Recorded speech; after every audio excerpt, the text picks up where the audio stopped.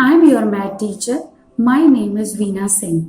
कई बार students math के नाम से बहुत ज़्यादा घबरा जाते हैं, पर सच्चाई यह नहीं है. उन्हें लगता है मैथ से ज़्यादा कठिन कुछ है ही नहीं, but it is just a fear for math subject, nothing else. Hello students, today I am going to tell you how to find out number of days in a particular month.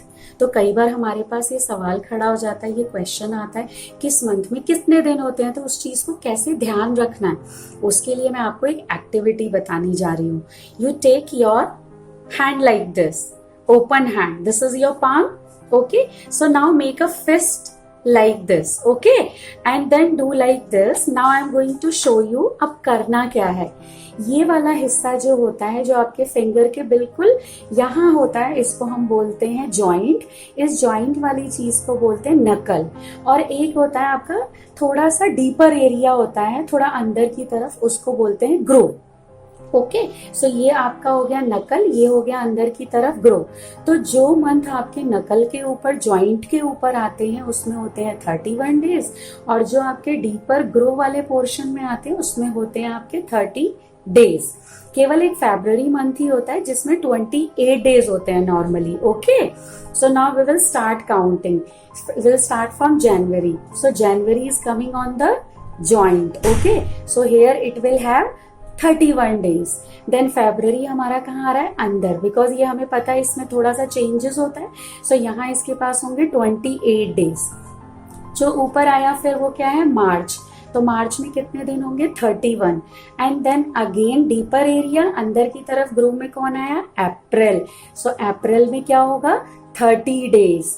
इस तरह से आप एक page पर जनवरी to दिसंबर सारे 12 months लिख सकते हो, और उसके साथ इस एक्टिविटी को साथ साथ कर सकते हो, जिसमें कि जनवरी में इतने मंथ है, फरवरी में इतने, तो आपके पास टोटल एक आइडिया आ जाएगा.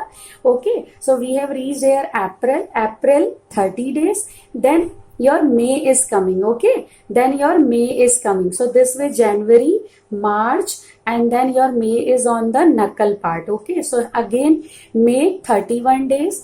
हम अंदर की तरफ गए तो उसमें क्या आया, June. So June again 30 days. Okay, so here it will have now July is coming on the joint part. That is your which part, this is your knuckle part. Okay, this is your knuckle part. Okay, so here it is containing, it is consisting of 31 days. Okay, so अब यहाँ ध्यान रखना है, जुलाई भी आपका top पे आया और अगस्त भी कहाँ पर आ रहा है, टॉप पर आ रहा है. तो इट मीन्स जुलाई और अगस्त दोनों में ही हमारे कितने दिन होते हैं, 31 डेज. ओके, अगस्त के बाद अंदर क्या आया आपका, सितंबर. अंदर क्या आया आपका, सितंबर, तो 30 डेज. देन आया अक्टूबर, 31 डेज. देन उसके बाद November, deeper area, again 30 days. And December आपका आया on the joint part, that is knuckle. So इसमें कितने हो गए, 31 डेज.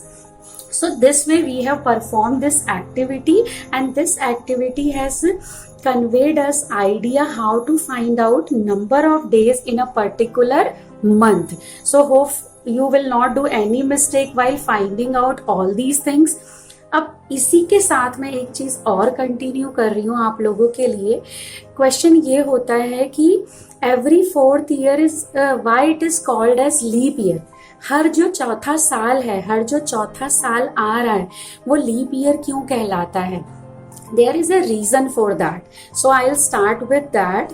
हर चौथा साल जो है वो लीप ईयर कहलाता है, और उस ईयर में 366 डेज होते हैं. ओके, अब ये जो 366 डेज होते हैं, नॉर्मली हमारे पास एक साल में 365 डेज होते हैं. तो वो जो एक्स्ट्रा दिन है वो कहाँ से आ रहा है, इट मीन्स उसके लिए हमें एक चीज समझनी पड़ेगी कि वो एक्स्ट्रा दिन जो है वो हर चौथे साल में कहाँ से आता है. तो इसको हम इस तरह से एक एक्टिविटी से परफॉर्म करेंगे. Let's say I have 2 things for you all. So here we are assuming it as sun in the solar system. हम ये मानते हैं कि ये सन है सोलर सिस्टम का. Okay, and this is your small earth. Okay, this is earth. तो earth जो होती है वो इस सन के चक्कर लगाती है. इट रिवॉल्व्स अराउंड द सन।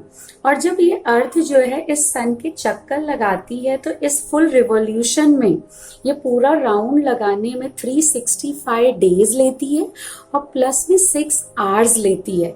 तो होता क्या है, पहला साल 365 डेज प्लस 6 आवर्स, दूसरे साल में फिर 365 डेज 6 आवर्स, तीसरे साल में फिर 365 डेज और 6 आवर्स, और चौथे साल में फिर जो होती है ये अर्थ जो है इसके राउंड लगाती है and then again it is taking 365 days and 6 hours. तो अब आपने देखा कि 4 सालों में हमारे पास 6 घंटे भी आ रहे हैं। तो 4 सालों में ये जो 6 आवर्स होते हैं plus 6 hours plus 6 hours plus 6 hours, तो 4 सालों में ये 6 घंटे क्या बना देते हैं, 24 घंटे। और हमें अच्छे से पता है कि 24 घंटे मिलकर एक दिन बनाते हैं, 24 आवर्स मेक अ डे। सो यही वो एक दिन है जो कि हमें लीप ईयर में एक्स्ट्रा मिलता है। यही एक दिन जो हमारा एडेड हुआ ये कहाँ चला जाता है, फरवरी मंथ के पास। तो उसके 28 डेज ना होकर 29 डेज हो जाते हैं।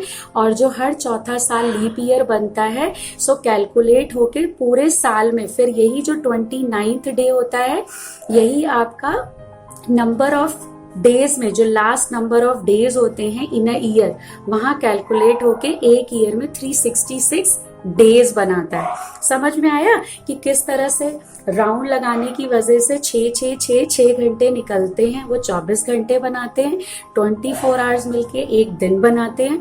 और वो एक दिन जाता है फरवरी मंथ में। फरवरी मंथ में उस लीप ईयर में हो जाते हैं 29 डेज, 29 दिन। और 29 दिन होते ही वो जो साल होता है उसमें टोटल नंबर ऑफ डेज कितने हो जाते हैं, 366 डेज। तो now hope you all have understood कि हर चौथा साल लीप ईयर क्यों कहलाता है। और इसी के साथ आपको ये भी एक मैं बताऊंगी कि किस तरह से अगर किसी का बर्थडे 29 फरवरी को अगर आया है तो हर वो चौथे साल में सेलिब्रेट करेगा। Is it so? In comment you write down whose birthday falls on 29 February. Okay, so hope you all have liked my video, so like it, share it and subscribe it. Thank you.